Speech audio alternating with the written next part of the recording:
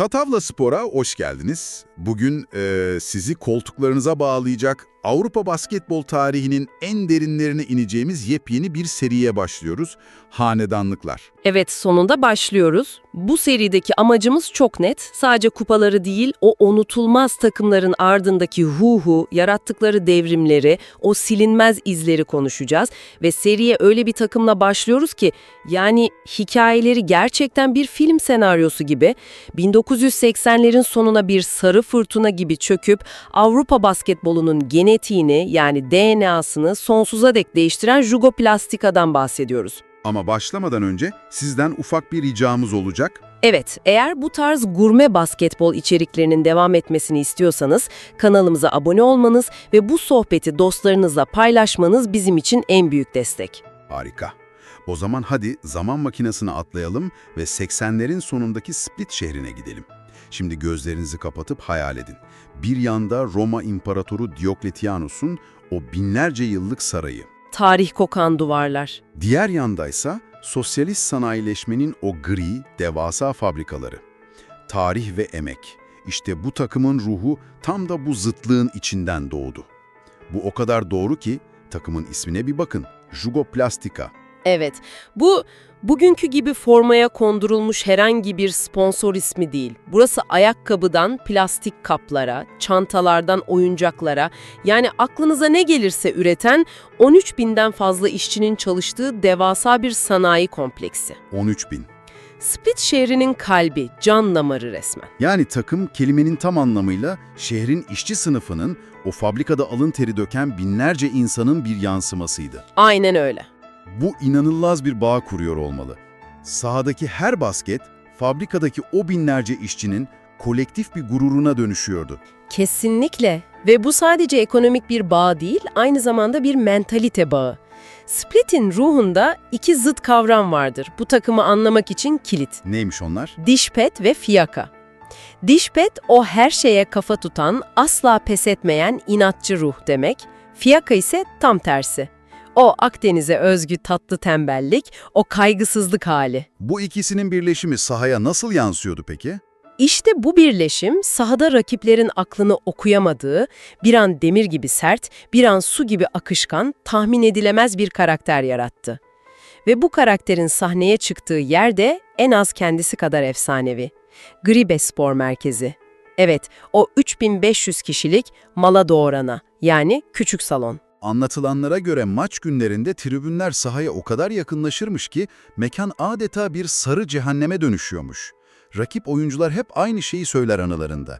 Seyircinin nefesini ensemizde hissediyorduk. O kadar yakın. O cehennemde oynanan basketbolsa başlı başına bir devrimdi. Biz ona basketbol cazı diyoruz. Basketbol cazı çok iyi tanım. Düşünün, uzun oyuncular bir oyun kurucu gibi top sürüyor, pozisyonlar anlamını yitiriyor.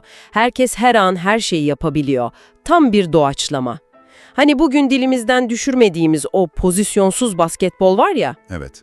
işte onun atası 1980'lerin sonunda Adriyatik kıyısındaki o küçük salonda atıldı. Zaten bunun ilk sinyallerini de 1987 Borneo'da görmüştük sanırım. Kesinlikle.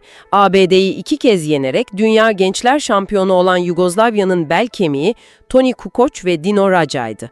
Dünya, Split'ten gelen bu uzaylıları ilk kez o zaman fark etti. İşte bu nokta çok ilginç. Elinizde Kukoc ve Raja gibi iki uzaylı, iki vahşi at var ama bu yetenekleri bir sisteme sokup şampiyonluk makinesine dönüştüren bir mimar gerekiyor. Ve o mimar, 1986'da takımın başına geçen Sırp koç Božidar Boža Maljković'ti. Lakabı her şeyi özetliyor.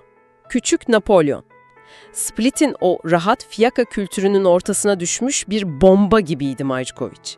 Sert, takıntılı derecede disiplinli, mükemmeliyetçi bir adam. Felsefesi de çok netti değil mi? Çok net. Ve bunu oyuncuların beynine kazıdı. Yeteneksize birkaç maç kazandırır ama şampiyonlukları kazanan disiplindir. Kukoc ve Raja gibi dehaları gördüğünde onlara hayran olmadı, onları ehlileştirilmesi gereken hamtaylar olarak gördü. Ancak bu hikayede küçük Napolyon yalnız değildi. Gölgede duran, ondan bile daha büyük bir figür vardı. Profesör Aleksandar Aja Nikolić, Yugoslav basketbolunun babası. Maljković, Akıl hocası Nikoliç'i danışman olarak Split'e getirdi. Bu nasıl bir dinamik yarattı? İnanılmaz bir dinamik. Düşünün, Nikoliç'in resmi bir görevi yok. Sadece antrenmanlarda kenarda bir sandalye oturur, elindeki küçük deftere sürekli notlar alırdı. Tek kelime etmeden mi? Tek kelime etmeden. Ama oyuncular yıllar sonra diyor ki, profesör salona girdiğinde havanın yoğunluğu değişirdi. En ufak bir hata yapma lüksünüz kalmazdı. O sessiz varlığı Majrovic'in bağırışlarından daha korkutucuydu. Yani bu ikili takımı bir nevi basketbol akademisine dönüştürdü. Tam olarak öyle. Majrovic stratejiyi kurarken Nikoliç oyuncuların tekniğini, şut mekaniğini, ayak pozisyonunu milimetrik olarak mükemmelleştiriyordu. Peki bu akademinin mezuniyet sınavı neydi?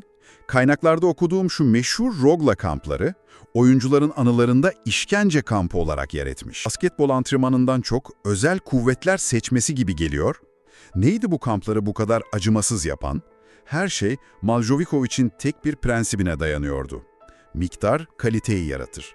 Quantity produces quality. Aynen. Slovenya dağlarında yüksek irtifada kurulan bu kamplarda günde 3, bazen 4 antrenman yapılıyordu. Sabah güneş doğmadan o oksijenin az olduğu havada cross koşularıyla başlayan ve gece yarılarına kadar süren bir cehennem. Ama anladığım kadarıyla asıl amaç fiziksel değil, psikolojikti. Kesinlikle. Maljovikovic oyuncularının iradesini kırmak, onları limitlerinin ötesine itmek ve sonra kendi felsefesiyle yeniden inşa etmek istiyordu. O meşhur kruklar ve köpekler felsefesi. Evet, kendi sözleriyle özetliyor. Ben evde beslenen köpeklerden değil, dağda kendi avlanan kurtlardan bir takım istiyorum. Bu felsefenin işe yaradığını gösteren en iyi kanıt da sanırım Dino Raja'dan geliyor. Kesinlikle. Yıllar sonra söylediği tek bir cümle her şeye özetliyor. NBA'deki antrenman kampları Rogla'nın yanında hafif bir tatil gibi kalır. Vay canına. Peki bu kurt sürüsünün alfa kurdu kimdi? Bambaşka bir türden bahsediyoruz sanırım. Pembe panter, yani Toni Kukoc. Hem de nasıl? Kukoç'un evrimini anlamadan Yugoslavyatika'yı anlayamazsınız. Bakın 15 yaşına kadar profesyonel seviyede masa tenisi oynuyor. Bu da ona o inanılmaz el-göz koordinasyonunu veriyor. Aynen. Ama ergenlikte aniden çok hızlı boy atınca ortaya 2 metreyi aşan, aşırı zayıf, çelimsiz bir genç çıkıyor. Takım arkadaşları ona Temel Reis'in sevgilisi Safinaz lakabını takmışlar. Holivoy. Evet, o kadar sıska yani. Peki bu fiziksel olarak dezavantaj gibi görünen durum nasıl oldu da onun en büyük silahına dönüştü? Bu çelimsiz çocuk nasıl pembe panter oldu? İşte dehası burada yatıyor. Zayıf olduğu için rakipleriyle fiziksel mücadeleye girmekten kaçınmayı öğrendi. Bunun yerine zekasını, oyun görüşünü ve o eşsiz tekniğini kullandı. Sahadaki hareketleri o kadar akıcı, o kadar estetikti ki, tıpkı çizgi film karakteri gibi en imkansız durumlardan bile bir şekilde zarafetle sıyrılıp basketi buluyordu. Ve bu zarafet Avrupa basketbolunda bir devrim başlattı. Kaynaklar ısrarla point forward devrimi diyor. Bize bunu biraz açar mısın? O dönemin basketbol kitabında yazan kural şuydu: 2-10'un üzerindeki bir oyuncu pota altında durur. Bitti. Oyun kurmak gardların işidir. Net kurallar. Kukoc ise bu kitabı yırttı ve çöpe attı. 2-11'lik boyuyla topu alıyor, bir guard gibi driblingle sahayı geçiyor, oyun kuruyor, asist yapıyor, şut atıyor. Bu rakip savunmaların bütün kimyasını bozuyordu. Kimi kiminle savunacaklarını şaşırıyorlardı. Chicago Bulls'un efsanevi genel menajeri Jerry Krause'un ona takıntılı hale gelmesi de bu yüzden. Tam olarak bu yüzden. Hatta bir scout'un Krause'ya Kukoc için söylediği rivayet edilen bir söz var ki her şeyi özetliyor. Nedir o? Diyor ki, Jerry o beyaz bir getto faresi. Bir brother gibi oynuyor. Bu çok güçlü bir ifade. Brother derken Amerikan sokak basketbolu kültüründeki siyahi oyuncuların yaratıcı, içgüdüsel oyun tarzına bir gönderme var. Kesinlikle. Yani şunu demek istiyor. O mekanik, kitaba uygun oynayan Avrupalılar gibi değil. Yaratıcılığıyla, cesaretiyle, adeta bir sokak basketbolcusunun ruhuyla oynuyor. Bu, Kukoc'un ne kadar özel olduğunu anlatan en iyi cümle belki de. İşte bu devrimci takım, yaş ortalaması sadece 22 olan bu çocuklar, 1989'da Münih'teki Final Four'a gittiklerinde kimse onlara zerre şans vermiyordu. Hiç kimse. Turnuvanın dolgu malzemesi olarak görülüyorlardı. Ama koçları Maljikovic bu durumu alıp keskin bir psikolojik silaha dönüştürdü. Basına çıkıp o meşhur cümleyi kurdu. Outsider kelimesini biz icat ettik. Bütün baskıyı rakiplerin üzerine yıktı, kaybedecek hiçbir şeyleri yoktu. Ve bu onları en tehlikeli tatım yapıyordu. Yarı finalde Avrupa'nın en pahalı kadrolarından Barcelona'yı Kukoç'un 24 sayısıyla ezip geçtiler. Finalde ise karşılarında bir başka dev, Maccabi Tel Aviv ve Münih'i dolduran 12.000 taraftarı vardı. Salon sapsarıydı ama o sarı denir İsrail ekibini destekliyordu. Düşünün o anı, 22 yaşında genç bir takımsınız, karşınızda bir Avrupa devi ve sizi yutmaya hazır 12.000 kişilik bir kitle var. O final tam bir satranç maçıydı. Majgovic, Dino Raja'yı hem hücumun hem savunmanın merkezine koydu ve Raja o gün devleşti. 20 sayı 10 reboundla MVP oldu. Ama maçı izleyen herkesin hafızasına kazınan asıl görüntü başkaydı. Maçın en kritik anlarında Maccabi tam saha pres yapmaya başladığında topu alan Toni Kukoc oldu. Evet. Ve 2-11'lik bir devin o presi tek başına bacak arası driblingler ve no-look paslarla yani adeta bir su gibi akarak delik deşik etmesi, rakibin moralini bitiren an işte o andı. Maçı 75-69 kazandılar. Ve o gece Münih'te sadece bir kupa kazanılmadı. Basketbolun uzunlar yavaştır, oyun kuramaz, kuralı da tarihe gömüldü. Ve bu sadece başlangıçtı. Ertesi yıl 1990'da Zaragoza'daki finalde rakip yine intikam için bilenmiş bir Barcelona'ydı. İşte o final Maljkovic'in bir koçluk resiteliydi. Koçluk kariyerinin en cüretkar kumarını oynadı. Ne yaptı? Maç başlamadan önce ilk beşi açıkladı ve takımın en iyi oyuncusu, süperstarı Toni Kukoc yedekti. İnanılmaz. Düşünebiliyor musunuz? Bütün savunma planını Kukoc'u durdurmak üzerine kuran Barcelona'nın koçu Aito'nun adeta beyni yandı. Bütün oyun planları çöpe gitti. Psikolojik bir savaş bu. Aynen.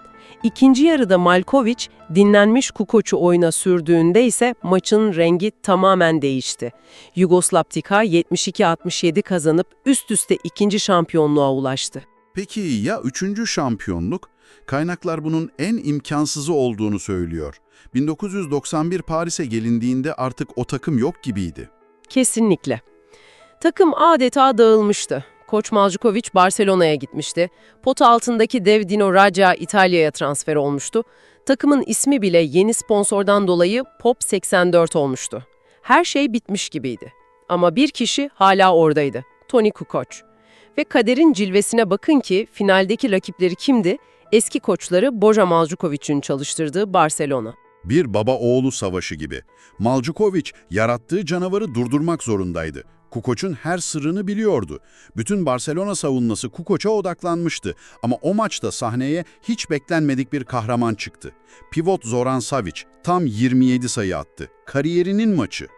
Pop 84 eski koçlarının takımını 70-65 yenerek akıl almaz bir işe imza attı ve three-peat yaptı.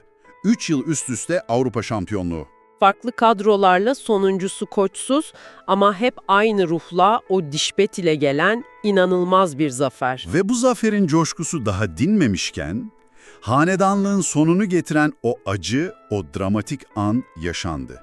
Tarih 1991, Yugoslavya kanlı bir iç savaşın eşiğinde. Evet, işte bu siyasi iklimde Yugoslavya Ligi finali oynanıyor. Bir yanda Hırvat takımı Pop 84, diğer yanda Sırp takımı Partizan. Serinin son maçı Belgrad'da. Gerginliği hayal edebiliyor musunuz? Split şampiyonluğu garantilemiş, maçın bitimine yakın koç Toni Kukoc'u kenara alıyor. Ve işte o an, sporun siyasetin üzerine çıktığı, tarihe geçen o unutulmaz olay yaşanıyor. Belgrad'daki Partizan taraftarları yani Sırplar hep birlikte ayağa kalkıyor ve nefretin kol gezdiği o günlerde rakip takımın Hırvat yıldızı Toni Kukoc'u tam 1 dakika boyunca aralıksız bir şekilde ayakta alkışlıyorlar. Toni Kukoc, velemajstor, zaista zaslužio ove aplauze. 62-39, 23 poena prednosti. Bu sadece büyük bir oyuncuya duyulan bir saygı mıydı? Yoksa o alkışlarda çok daha derin bir anlam mı gizliydi? Çok daha derin bir anlamı vardı. O alkışlar, spora karışan siyasete, nefrete karşı sessiz bir çığlıktı. Belki de birlikte yaşama umuduna, basketbolun birleştirdiği o güzel günlere yakılan bir ağıttı. Son bir vedaydı. Çok geçmeden savaş patlak verdi, Yugoslavya parçalandı, o efsane takımın yıldızları dünyanın dört bir yanına daldı. Kukoc ve Radja NBA'ye gittiler ama hiçbiri o Split'teki büyülü ruhu, o basketbol cazını bir daha asla bulamadı. Geride ise sadece kupalar ve anılar değil, bize cevabı asla bilinemeyecek o devasa soru kaldı. Evet, bu derinlemesine analizi zihninizde dönüp duracak o nihai what if, yani ya olmasaydı sorusuyla kapatalım. Nedir o soru? Eğer o savaş hiç çıkmasaydı ve o efsanevi Yugoslavya milli takım bir arada kalsaydı, 1992 olimpiyatlarında Michael Jordan'lı, Magic Johnson'lı, Larry Bird'lü rüya takımı yenebilirler miydi? Bu sorunun cevabını düşünmek bile tüyler ürpertici. Bizi dinlediğiniz için çok teşekkür ederiz. Teşekkürler. Unutmayın, Hanedanlıklar serimiz daha yeni başlıyor. Devamını kaçırmamak için Tatavola Sport'a abone olmayı, beğen tuşuna basmayı ve bildirimleri açmayı sakın unutmayın. Bir sonraki efsanede görüşmek üzere.